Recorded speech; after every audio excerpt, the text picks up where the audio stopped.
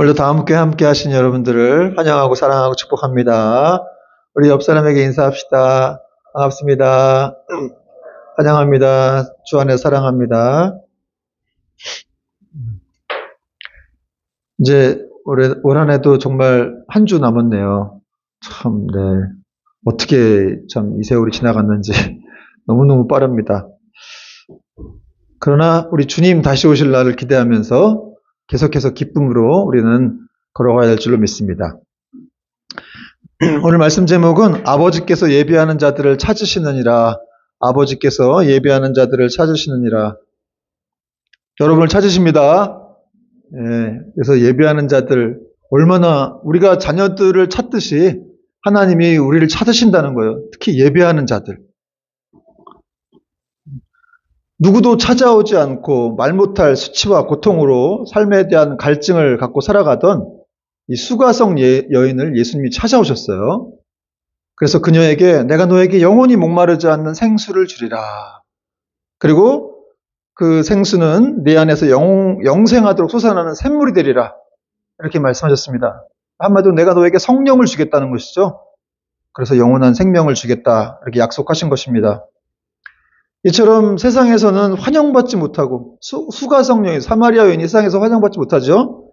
그렇게 환영받지 못하고 소외된 한 영혼을 찾아오시는 예수님의 모습은 우리가 찾아다니면서 복음을 전해야 될 영혼들은 어떤 사람들이어야 하는지를 이제 생각해 보게 합니다. 물론 주님은 니고데모와 같은 유명 인사들도 만나셨지만 그러나 이 사마리아 여인은 직접 주님이 찾아가셨어요. 그러므로 세상은 늘 차별하고 잘나고 능력 있는 사람들에게 관심을 많이 갖지만 예수님은 그런 사람보다는 더 가난하고 연약하고 아픔이 많은 사람들에게 더 많은 관심이 있다는 것을 우리가 알아야 됩니다. 또 우리는 어떤 영혼이라도 천하보다 귀히 여기셨던 예수님처럼 영혼들을 귀히 여기며 그 생명을 소중히 여겨야 합니다. 그리고 이 사마리아 여인을 찾아오신 예수님은 지금 이 시간에도 우리를 만나기 위해서 찾아오신다는 것. 여기도 오셨을 겁니다. 주님이 이곳에 보이지 않지만 영으로서 임재해 계시죠. 출구가 보이지 않고 해가 뜨지 않는 것 같은 한 여인의 인생에 드디어 예수님을 통해서 삶의 변화가 일어났습니다. 여인은 자신의 삶이 변화되길 원하면서 남편 5명을 만났는데 그러나 문제를 해결할 수가 없었죠. 그러나 매일 물을 기르러 왔던 우물가에서 예수님을 만나게 됨으로 인해서 그녀의 인생에 완전한 변화가 일어난 거예요. 그 인생의 수치와 문제들이 해결이 되었습니다. 뿐만 아니라 그녀는 주님을 만나고 영원한 생명을 주는 그 예배가 무엇인지에 대한 궁금증을 갖게 됩니다. 그동안 그녀는 이제 피상적이고 어떤 개념적인 그런 메시아로서의 메시아를 기다리면서 그런 분을 기다리면서 이 그리심산에서 자기가 조상들이 하던 대로 습관적으로 예배를 드리고 있었죠. 그런데 예수님을 만나고 나서 이제 참된 예배가 뭔지에 대한 그런 고민이 생긴 거예요. 그래서 예수님께 질문합니다. 그 내용이 이제 20절인데요. 우리 조상들은 이 산에서 예배하였는데 당신들의 말은 예배할 곳이 예루살렘에 있다 하더이다.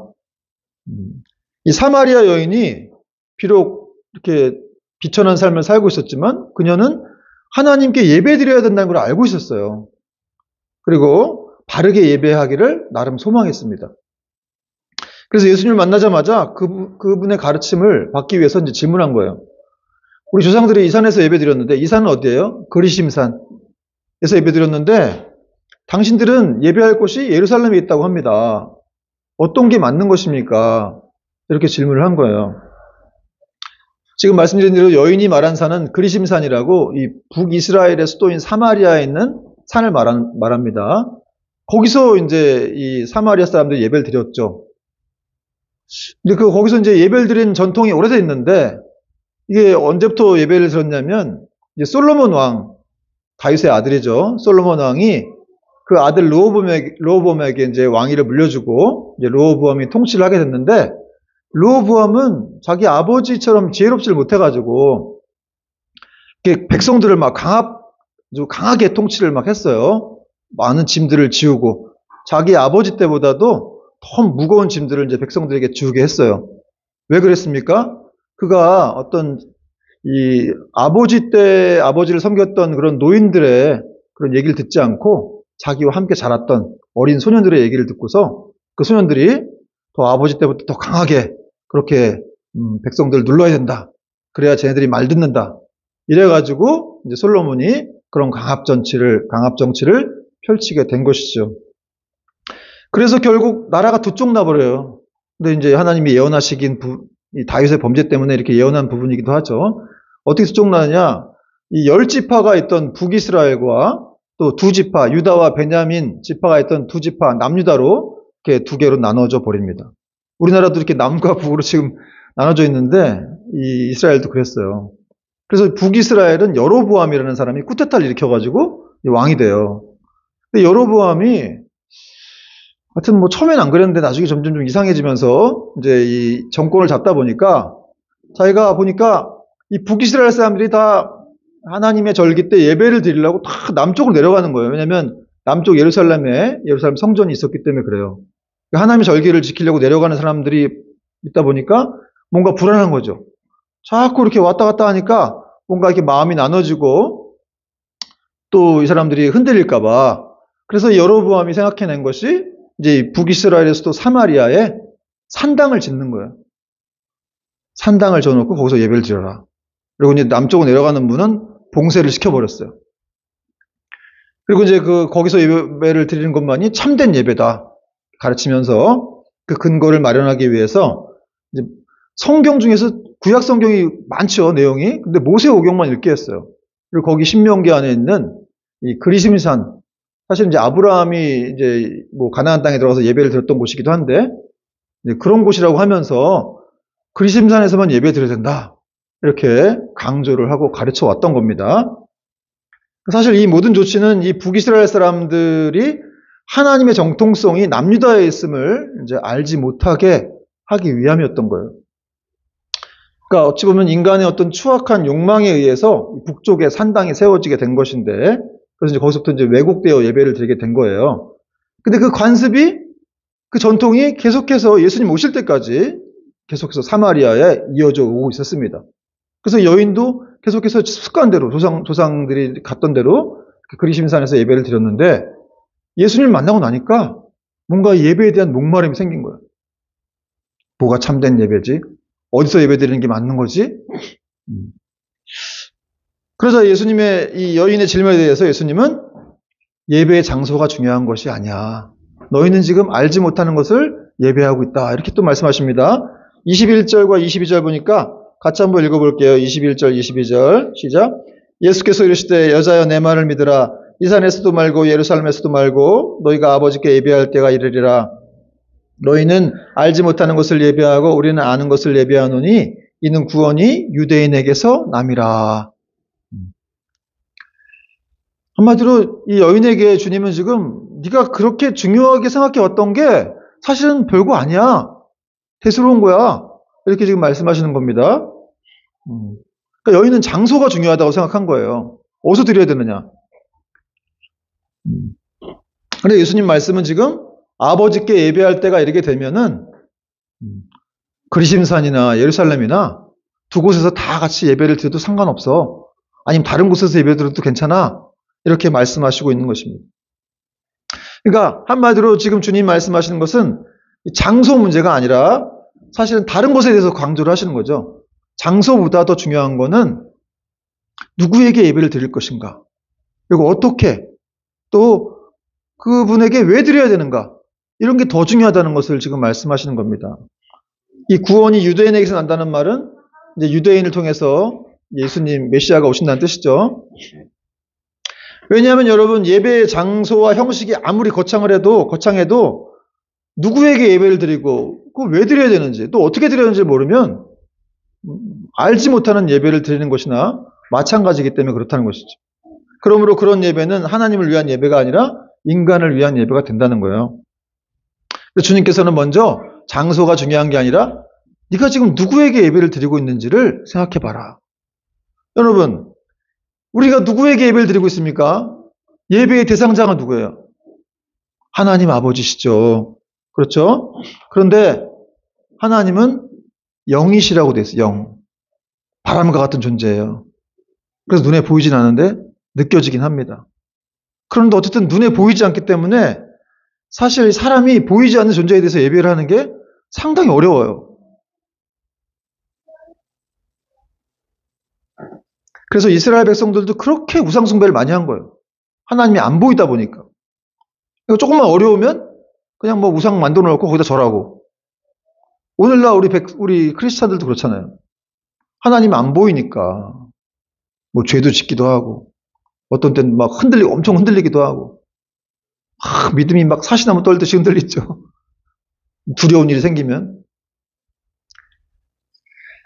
그래서 뭐 돈을 더 보이는 걸 의지해야죠. 돈을 의지한다든가 뭐 사람을 의지한다든가.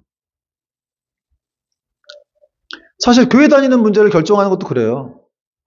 보통 사람들이 교회 다니는 거를 어떻게 합니까? 말씀 좋은 목사님, 설교 잘하시는 분. 대부분 그렇잖아요. 유튜브에도 지금 보면은 유튜브 조회수가 많은 목사님들은 설교를 잘하신다고 소문이 난 그런 목사님들. 그런 교회를 대부분 선택하게 돼요. 또 그런 분들이 어떻게 또 이렇게 모르겠네. 하여튼 그 대형 교회만 있는지 모르겠지만 그쪽으로 많이 가죠. 제가 예전에 경험했던 일인데 어떤 성도분이 이렇게 오더니 이전 교회에서 금요 철야였던가 담임 목사님이 안 나오시고 다른 부교육자가 나오니까 에이씨 그러면서 갑자기 꽉 책상을 치면서 진짜 오늘 아주 오랜만에 예배 왔는데 이게 웬 낭패냐 이러면서 오늘 잠이나 실컷 자야 되겠다 이런 얘기를 하는 거예요. 그런 얘기를 듣는데 참 물론 잠을 재우는 그 목사님 잘못일 수 있겠지만 목사도 잘못이 있을 수 있죠. 왜 잠을 재웁니까? 근데 또 철야 시간에 얼마나 피곤해요. 그럼에도 불구하고 자기가 원하는 목사님이 안 나왔다고 해서 그냥 잠이나 많이 자야 되겠다. 이런 식으로 말한다고 하는 건 그 사람이 하나님께 예배를 드리러 온 겁니까? 사람을 보러 온 겁니까? 또 교회가 어떤 성경적인 목회 철학이나 가치를 가지고 있는 것을 보기보다는 크고 좋은 건물, 주차장이 잘 되어 있는 곳, 그런 것들을 대형 마트 같은 그런 교회를 많이 선호하기도 합니다. 그러므로 잘못하면은 이 설교 잘하는 목사가 하나님 자리를 대신할 수 있는 거예요. 하나님을 대신할 수 있는 거예요.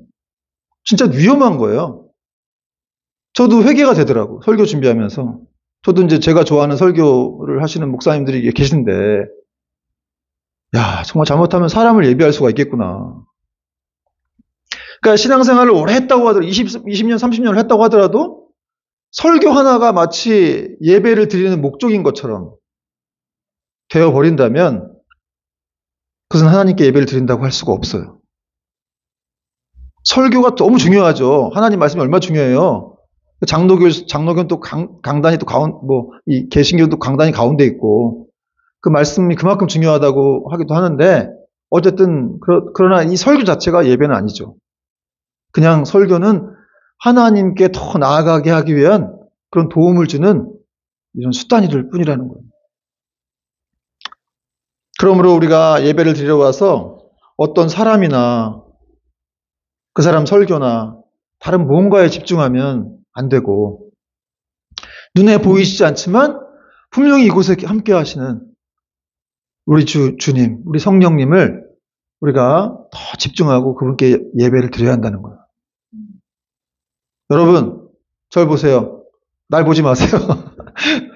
그러니까 설교 때문에 이게 그러니까 안 보이기 때문에 지금 여기 하나님 안 보신 없는 것처럼 느껴지기 때문에 그냥 이렇게 사람보다 갈 수 있겠구나 이런 생각을 하다 보면 그래서 어떤 분들은 이 교회 안에 이렇게 막 하나님 만나는데 방해가 되는 것도 다 치우라고 하는 그런 목사님도 계시더라고요. 너무 막 꽃이 화려하다든지 막 인테리어가 너무 화려하다든지 이러면 그렇게 하지 말라고. 사실 초대교회 때는 뭐가 있었겠어요. 그때 신디가 있었겠어요. 찬양팀이 있었겠어요. 지하동굴 이런 데서 그냥 1세기 때도 그렇고, 거기서 예배를 반주도 없이 그냥 말씀 하나 갖고 예배를 드지만 성령님의 충만한 임재 속에서 그분을 집중하고 그분을 볼 수가 있었던 것이죠.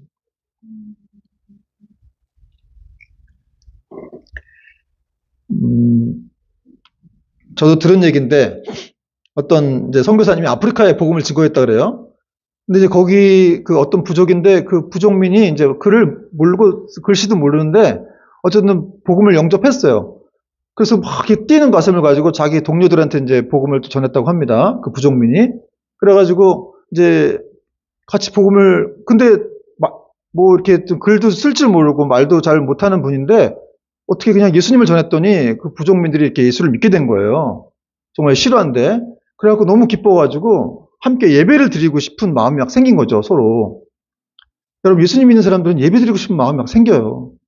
이렇게 막 아프리카 부족민들이 예배를 드려야 되는데 예배를 어떻게 드려야 되는지 모르겠는 거예요. 그래갖고 어떻게 했냐면 선교사님이 준 성경책을 어떤 큰 돌을 가져와가지고 성경책을 그 위에 올려놓은 거예요.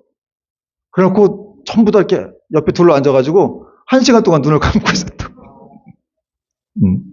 가만히 있었대요. 1시간 동안 눈을 감고. 어떻게 예배를 드린지 모르니까.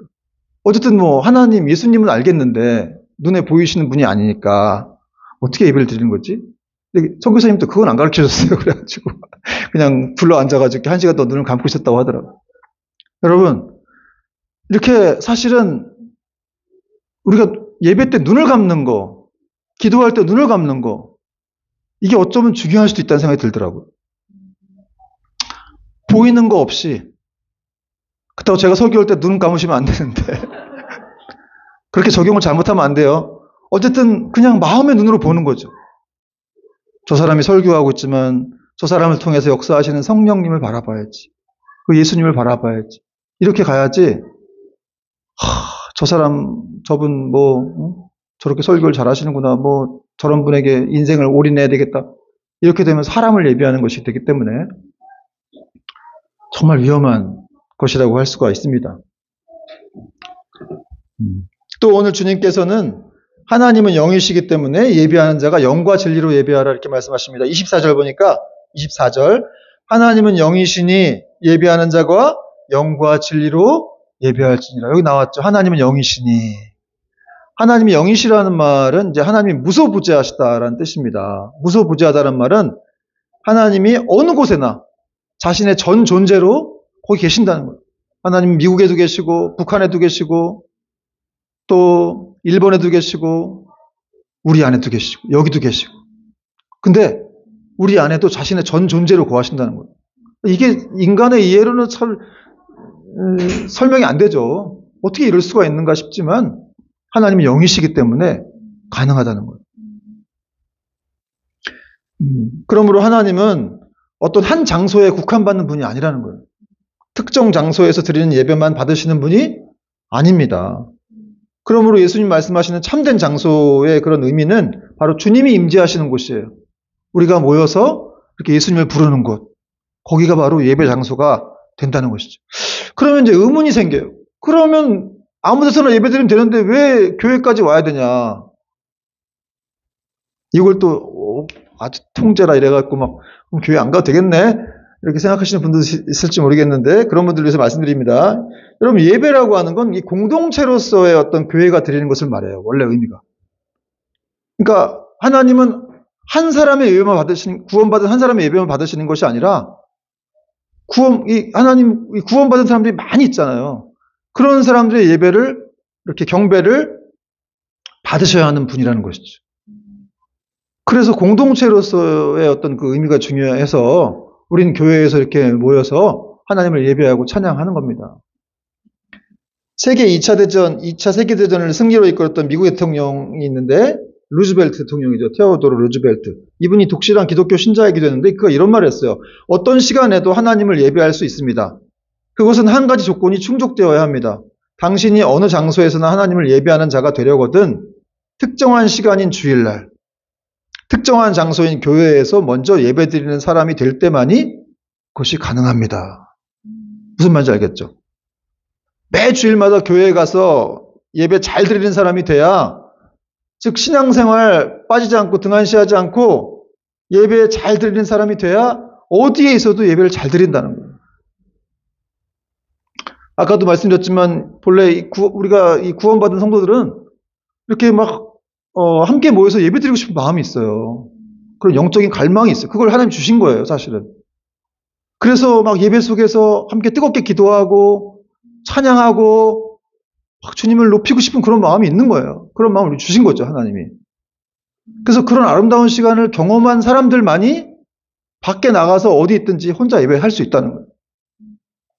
그런 의미에서 여러분 주일날 빠지지 않고 교회에 나와서 예배드리는 것이 아주 중요한 거예요. 또 교회는 모든 경건 생활의 이 모체가 되기 때문이고 이 교회에 모여서 바른 예배를 드림을 통해서 또 가정 예배가 살아나게 되고 계속해서 바깥으로 이어지게 된다는 것이죠. 여러분의 삶으로의 예배가 또 이어지게 되는 겁니다. 또 주님은 예배하는 자가 영과 진리로 예배하라고 하셨는데 여기 할진이라라는 말은 어떤 당위성을 의미하는 단어예요. 그러니까 하나님의 자녀의 예배는 반드시 영과 진리 안에서 예배가 되어야 된다. 그리고 그런 예배를 하나님 받으신다 이런 뜻입니다. 영과 진리로 예배하라는 말은 한마디로 진리는 예수님이죠. 예수 그리스도입니다. 영은 성령님이에요. 그러니까 예수 그리스도 안에서 성령님의 도우심과 힘을 받고 도우심과 힘을 구하며 거기서 그렇게 예배 드리라는 거예요. 우리 힘으로 예배 드리면 영과 진리로 예배 드릴 수가 없어요. 그러나 어쨌든 우리 안에 성령님이 계시죠. 그 성령님께 우리가 구하는 거예요. 하나님 영과 진리로 예배 드릴 수 있도록 당신께 나아갈 수 있도록 우리에게 은혜를 베풀어 주옵소서. 이렇게 기도를 드리는 것이 맞다는 것이죠. 그러므로 여러분 이런 예배를 드리려면 사실은 이런 예배가 드리기 쉽진 않아요. 이 성령님의 역사를 통해서 그분께 의지하고 드리는 예배가 쉽진 않은데 그러므로 성령님이 우리 안에 내주하시지만 그렇게 내주하는 것만으로 만족하지 말고 계속 매주 이렇게 매일매일 성령님과 교제하는 게 중요합니다. 성령님과 친밀한 사람이 될 때 이렇게 매 주일날 예배를 드릴 때도 더 우리가 자연스럽게 이 성령의 힘을 의지하면서 하나님이 기뻐하시는 예배를 드릴 수가 있다는 것이죠. 저 의사는 누구예요? 네. 그리고 하나님 아버지께서는 그렇게 예배하는 자들을 찾으신다. 이렇게 말하죠. 23절 한번 읽어봅시다. 시작. 23절 시작. 아버지께 참되게 예배하는 자들은 영과 진리로 예배할 때가 오나니 곧 이때라. 아버지께서는 자기에게 이렇게 예배하는 자들을 찾으시느니라. 여러분 성령 안에서 예배하는 자들을 찾으신다는 거예요. 여러분들을 찾으십니다. 하나님이 우리를 찾으시는 거예요. 정말 찾으신다는 게 너무 감사하죠. 찾으신다는 말에는 또 앞으로 그렇게 어떻게 하나님 예배자로 만들어주겠다 이런 뜻도 포함되어 있습니다. 그러니까 나는 정말 찾는 사람인가? 뭐 하나님을 찾는 사람인가 이렇게 생각했을 때 그렇지 못하는 경우도 있겠다는 생각이 들지만 이제 성령이 내주하는 사람들은 하나님께 찾는 자로 만들어주신다는 거예요.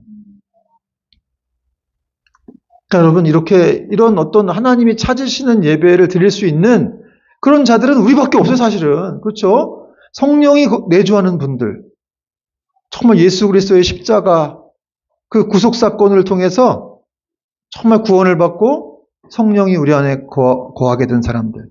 넌 내 거야. 라고 성령이 이렇게 인치심한 그런 백성들만이 이런 예배를 드릴 수가 있고 그래서 그런 예배를 받고 하나님은 기뻐하신다는 거예요.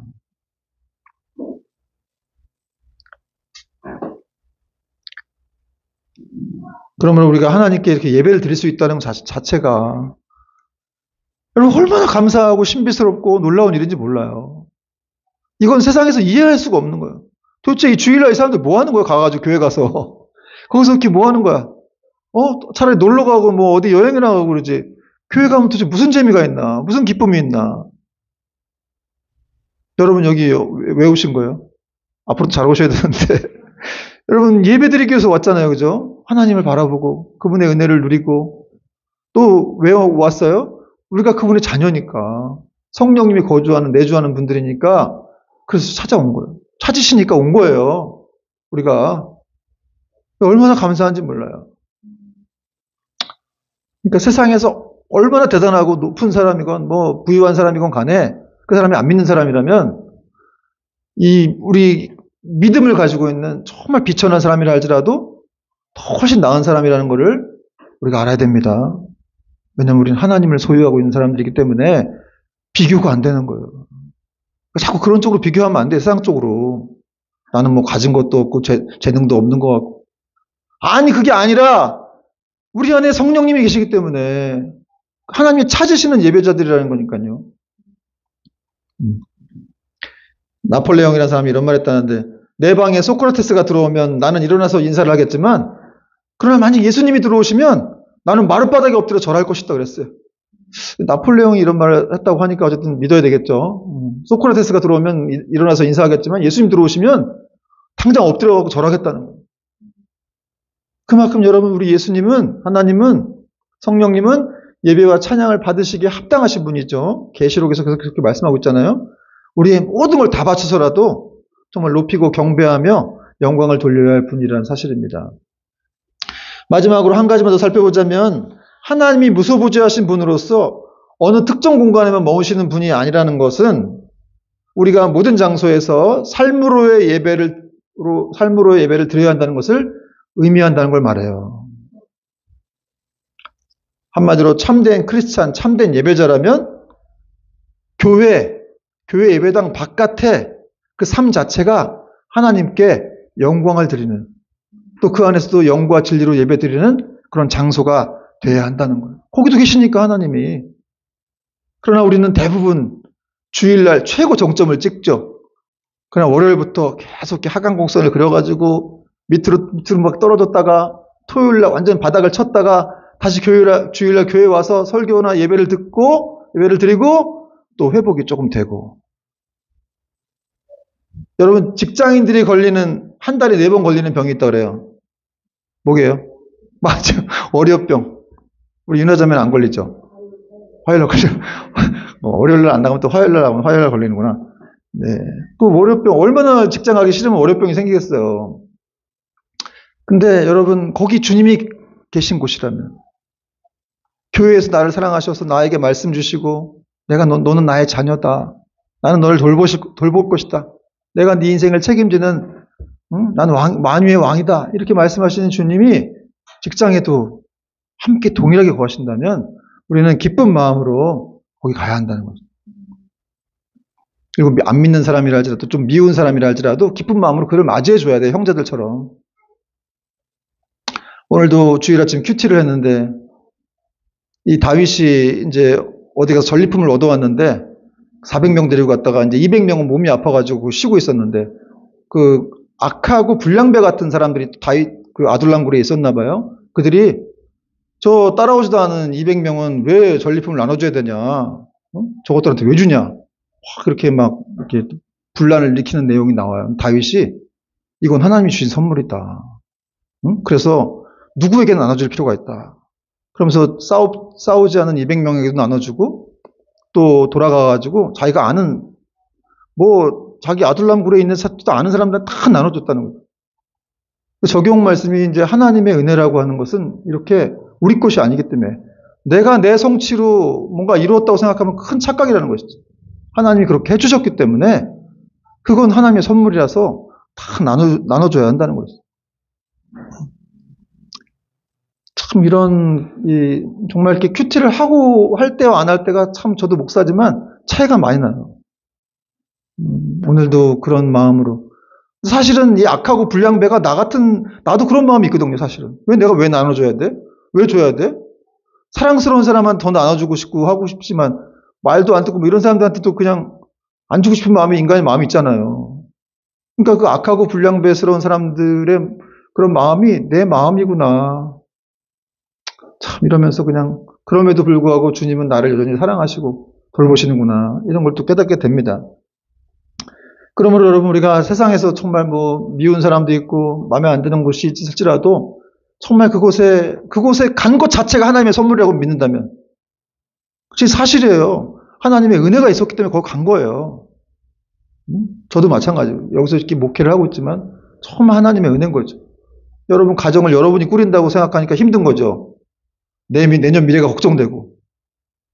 여러분, 우리 하나님은 생사화복을 주관하시는 분이에요. 그거를 꼭 기억해야 돼요. 그냥 피상적으로 그걸 알면 안 되고 매일같이 그걸 되새겨야 돼요. 기억해야 돼요. 하나님은 생사복을 주관하신 분이다. 나뿐만 아니라 내 자녀까지 다 태어나서 이렇게 태어나게 해주시고 또 태어나게 해주시고 그냥 손을 놔버리는 분이 아니라 그 자녀가 어떻게 살아갈 수 있는지를 다 돌보시는 분이라는 거죠. 그래서 어떤 때는 좋은 일도 주시고 또 안 좋아 보이는 일도 주셔서 그렇게 그 자녀를 또 여러분들을 이렇게 성숙하게 만들어 가시는 거예요. 근데 우리는 인간은 맨날 좋은 일만 생각하는데 하나님은 사실은 안 좋아 보이는 일을 통해서 그 자녀를 만들어 갔어요. 여러분도 마찬가지로. 그러나 안 좋아 보이는 일이라고 해봐야 하나님이 생사복을 주관하시는 분이라고 믿는다면 그게 뭐가 그렇게 대수예요. 하나님이 주관하고 있다는데. 그걸 진짜 믿으면 걱정할 필요가 아무것도 없는 거예요. 그냥 우리가 변화되는 것이 하나님 뜻이기 때문에 거기에 보면 포커스를 맞추고 그리고 하나님이 어떤 분이 예수님이 어떤 분이신지 아는 거 그거 하나 정말 예수님은 바라시기 때문에 우린 거기에만 포커스를 맞추고 나아가면 나머지는 하나님이 다 인도하시고 이끌어 주시는 겁니다. 우리의 짐을 지시는 주. 시편 말씀이 있죠. 기도를 들으시는 주란 말도 있지만 우리의 짐을 지고 가시는 주님이란 말이 있어요. 그러니까 우리가 짐을 짊어질 필요가 없어요. 정말로. 그렇게 다 맡겨야 돼, 진짜로. 믿음이 있다면 그렇게 하는 거예요. 그러니까 밖에서 사는 밖에서 이렇게 삶의 예배자로 살라고 하는 것도 사실은 우리가 혼자 있다고 생각하니까 너무 어렵고 증거하기도 어렵지만 예수님을 증거하기도 어렵지만 그러나 그곳에 주님이 함께 하신다. 내가 너와 함께 하면서 또 그런 삶을 통해서 우리를 만들어 가신다는 것을 진짜 믿는다면 우린 감사함으로 주님과 동행하는 삶의 예배자로서의 삶을 살아갈 수가 있는 것이죠. 한마디로 신앙생활이라고 하는 것은 이 주일 예배로 끝나는 게 아닙니다. 여기서 나가서 시작되는 거예요. 나가서 삶 속에서 시작되고 한마디로 삶 속에서 계속 하나님을 생각하고 의식하는 거예요. 그걸 잘했던 사람 누구였죠? 성경의 인물 중에 우리 또 우균 형제 탁 고개가 들어오는데 맞을 것 같아요. 누구예요? 다윗도 잘했죠. 다윗도 그런 말 들었고 제가 원한 답은 그러나